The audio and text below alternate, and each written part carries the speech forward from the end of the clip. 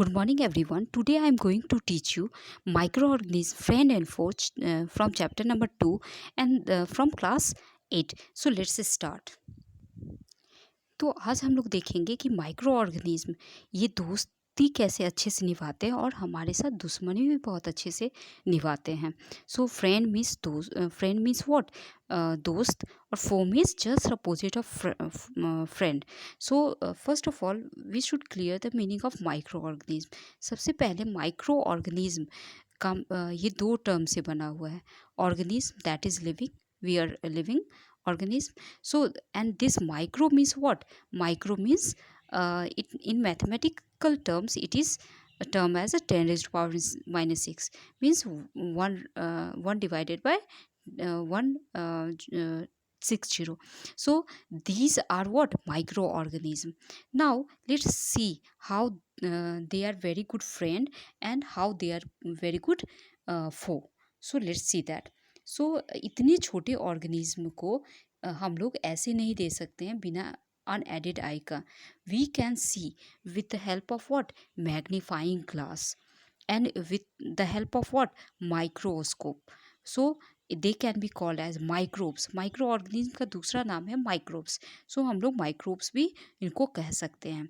तो आइए देखते हैं what is micro.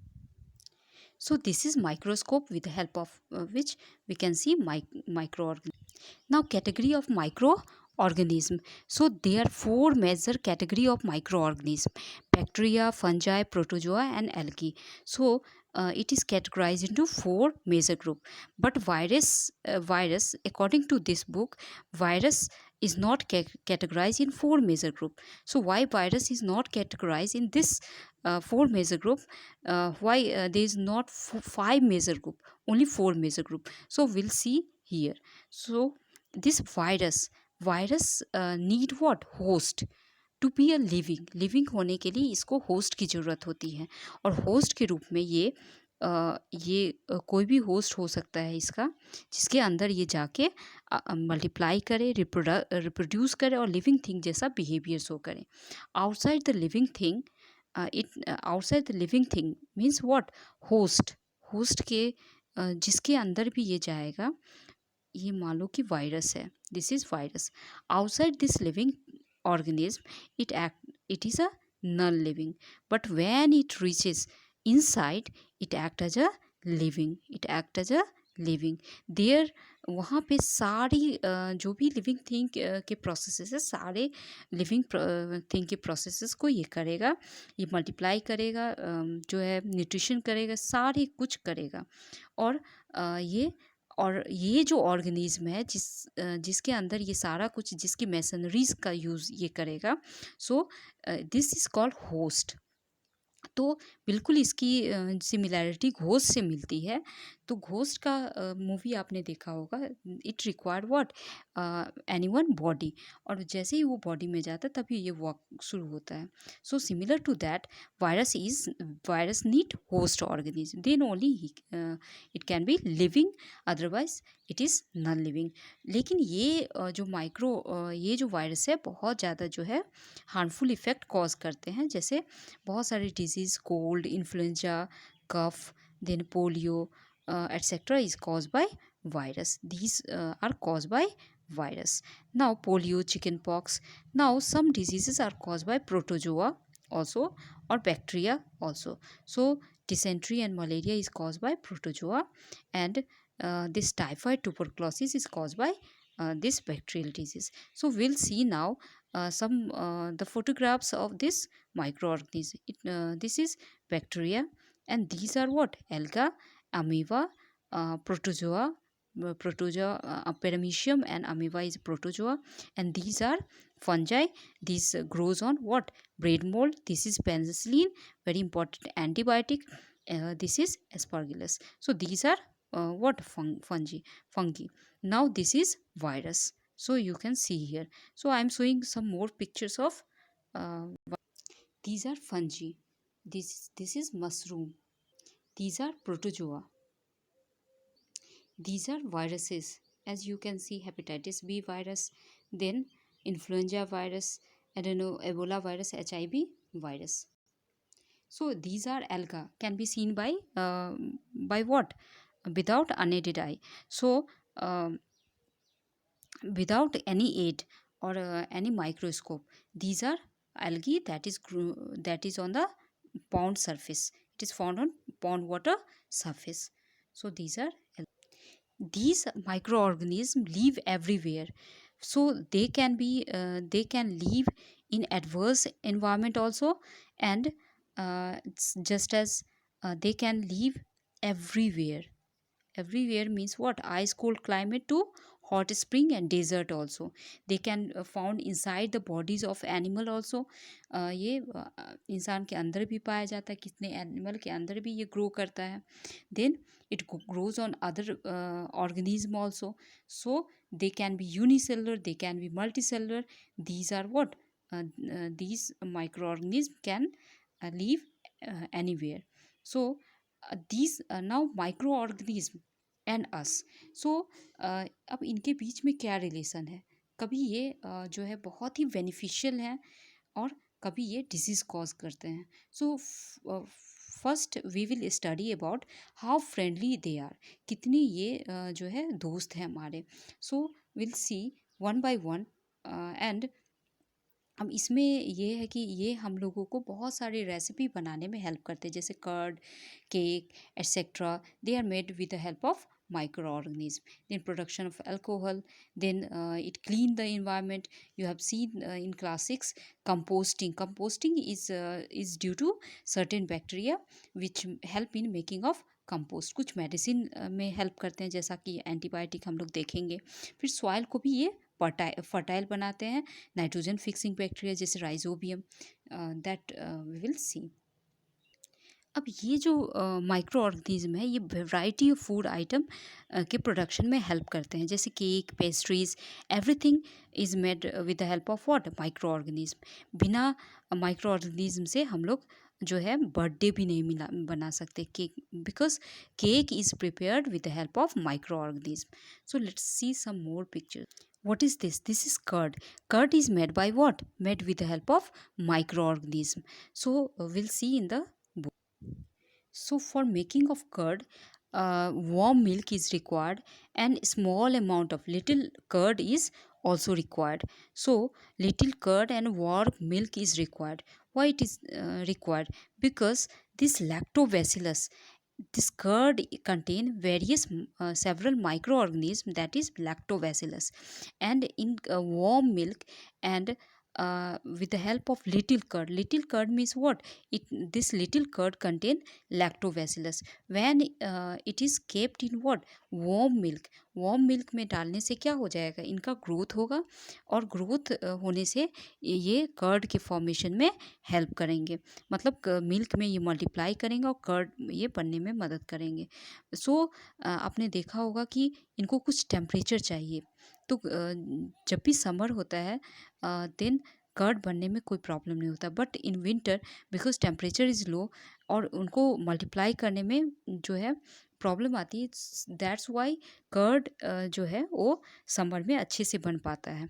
So and with the help of these curd, many recipes, and curd is due to what? Curd contain lactobacillus, that is bacterium. Now in curd, with the help of curd we can make various item, idlis, vaturas, everything we can make with the help of curd. So now second thing is bacteria and yeast also helps in the formation of helps in fermentation. So what do you mean by fermentation? So we'll see in next page. So here is what? Here we have. अब यहाँ पे हम लोगों ने क्या किया है? यहाँ पे हम लोगों ने जो है फ्लोर लिया है, आटा लिया है, मैदा लिया है, कुछ शुगर लिया है और उसको मिक्स किया है.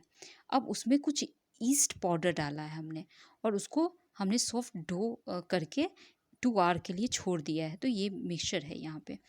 आफ्टर 2 आवर हमने क्या लिया? फ्लोर लिया, शुगर लिया, और उसके बाद some yeast powder. 3 things we have taken. Now अब कुछ टाइम के बाद जो है इसका साइज जो है, यू कैन सी हियर ये जो आटा है ये पूरी तरह क्या हो जाएगा, ये रेज हो गया है, ऊपर उठ गया है। सो व्हाई इट हैपन्स, अब ये होता क्यों है, तो हम लोग देखते हैं क्यों होता है। तो इसमें हम लोगों ने ईस्ट यूज़ किया है। East is again micro organism, और ये माइक्रो ऑर्गेनिज्म जो क्या करेगा, चूँकि ये लिविंग है तो ये जो है रिप्रोड्यूस करेगा, रिप्रोडक्शन बनेगा, एक ईस्ट से दूसरा ईस्ट बने, दूसरा से तीसरा, और रिप्रोडक्शन के बाद जो है ये क्या प्रोड्यूस करेगा, कार्बन डाइऑक्साइड ड्यूरिंग रिस्पिरेशन। ये सारे ईस्ट बहुत सारे हो जाएंगे तो बहुत सारे कार्बन डाइऑक्साइड बनेंगे, और इनके बबल्स जो है इन डो से जो है निकलेंगे, इन डोज को पूरी तरह क्या करेंगे, इनका वॉल्यूम को बढ़ा देंगे। जैसा कि आपने देखा है इसमें बहुत सारे कार्बन डाइऑक्साइड इसमें है, यहाँ पे बहुत सारे कार्बन डाइऑक्साइड जो है जिसकी वजह से इसका जो है साइज जो है वो डबल हो गया है। तो आपने देखा ये, और ये बेकिंग इंडस्ट्रीज़ में इसका यूज़ होता है, केक पेस्ट्रीज सब बनाने में यूज़ होता है। सो let's C, this is east. हम देखते हैं ब्रेड में, जैसा कि मैंने कहा कि ब्रेड, और ये जो ब्रेड है ये इसमें होल है, आपने देखा होगा। So this is due to what, carbon dioxide release from this living the hole, so it makes the bread soft. आपने पेस्ट्रीज़ में भी होल देखा होगा, तो ये होल जो है जितने भी बेकिंग आइटम है सब में होल देखा होगा, क्योंकि वहाँ ईस्ट यूज़ होता है, और ईस्ट जो है रिप्रोडक्शन के बाद जो रिस्पिरेशन में कार्बन डाइऑक्साइड रिलीज़ करता है, जिसकी वजह से ये सॉफ्ट भी हो जाते हैं और इनमें होल भी हो जाते हैं। अब यहाँ पे एक्टिविटी दी हुई है जिसमें 500 ml बीकर को 3/4 वाटर लेना है, मतलब हमें जो है 1/2 लीटर वाला कोई जो है बीकर लेना है, उसमें क्या करना है, 1/2 लीटर जो है 3/4 लीटर जो है 3/4 जो है उसको पानी से भर देना है। अब इसमें डालना है शुगर, 2-3 क्या डालना है, शुगर डालना है, 2-3 स्पून शुगर डाल दिए। अब इसमें और क्या करना है, 2-3 स्पून शुगर डालने के बाद जो है इसमें स्पून ऑफ ईस्ट पाउडर डालना है। इस शुगर सॉल्यूशन में क्या डालना है, स्पून ऑफ ईस्ट पाउडर डालना है। तो हमने क्या क्या लिया था, एक इसको 3/4 भरा था, इसमें हमने शुगर डाला था, और शुगर के साथ साथ जो है इसमें क्या डालना है, ईस्ट पाउडर डालना है। उसके बाद उसको कवर कर देना है और 4-5 घंटे के लिए छोड़ देना है, उसका स्मेल चेंज हो जाएगा, और it means what, this is fermentation. और हम लोग फर्मेंटेशन को देखेंगे कि फर्मेंटेशन होता क्या है। तो फिर से हम लोग वापस जाते हैं, और फर्मेंटेशन जो होगा इसमें भी माइक्रो ऑर्गेनिज्म का यूज़ होगा। तो फर्स्ट जो हमने देखा था उसमें सारी रेसिपी, खाने की रेसिपी, जो भी बेकिंग, ये सब हम लोगों को रेसिपी हम लोग बना सकते हैं, but this is commercial uses, हम लोग इससे पैसे भी कमा सकते हैं माइक्रो ऑर्गेनिज्म से। So it is use for production of alcohol, wine, vinegar. Vinegar का यूज़ बहुत सारे रेसिपी में किया जाता है, और ईस्ट जो है उसका यूज़ होता है अल्कोहल और वाइन बनाने के लिए।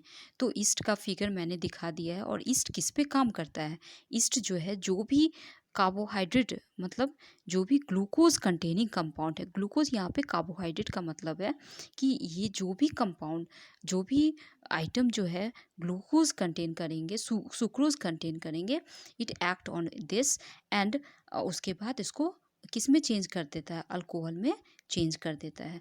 सो विल सी हियर, अब ये क्या करेगा, इसमें जो जो एक्टिविटी हमने किया वहाँ पे अल्कोहल जो है बन जाएगा, और यहाँ पे शुगर जो है, यहाँ पे 2 चीज़ का यूज़ हुआ है। उस जो ग्लास में हमने लिया था, आधा था, हाफ वी हैव टेकन, 3/4 हमने लिया था, इसमें इसमें शुगर लिया था, शुगर प्लस व्हाट, ईस्ट, 2 ही चीज़ लिया था। तो अब ये शुगर जो है इसका स्मेल चेंज हो गया 4-5 आवर के बाद।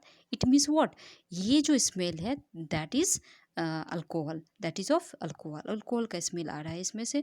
और ये अल्कोहल का स्मेल कैसे आया है, शुगर पे जब शुगर पे जब ईस्ट काम करेगा, और it convert into what, alcohol. तो यहाँ पे जो प्रोसेस हमने देखा कि sugar is converted into what, alcohol, and this process is fermentation.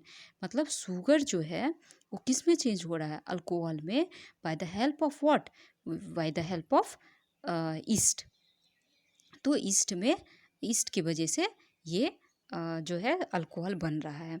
तो जितने भी फ्रूट हैं जो बहुत ज़्यादा राइप हो जाते हैं, उनके सरफेस पे क्या होता है कि ईस्ट होता है, उनके सरफेस पे ईस्ट होता है, बहुत ज़्यादा राइप हो जाते हैं। और जब इनको क्रश किया जाता है, जनरली जो अल्कोहल बनता है तो फ्रूट को या कोई भी चीज़ को क्रश किया जाता है, तो उससे क्रशिंग से क्या होगा कि जो बाहर में जो ये ईस्ट हैं और अंदर में जो शुगर है, अंदर में शुगर है, तो ये दोनों क्या करेंगे, मिल जाएंगे और इस पे एक्ट होगा और एक एंजाइम ये प्रोड्यूस करता है ईस्ट, और जिसकी वजह से ये जो शुगर है वो चेंज हो जाएगा अल्कोहल में। So conversion of sugar into alcohol with the help of what, conversion of sugar.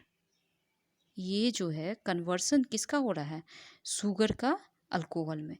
Sugar का किस में कन्वर्सन हो रहा है, शुगर का अल्कोहल में, with the help of east. तो ये, और इसकी डिस्कवरी किसने की थी, लुइस पाश्चर में। पाश्चर ने 1857, that is famous war of independence. So he is Louis Pasteur who discovered what, pasteurization. So we have finished up to fermentation. So we'll continue in other part.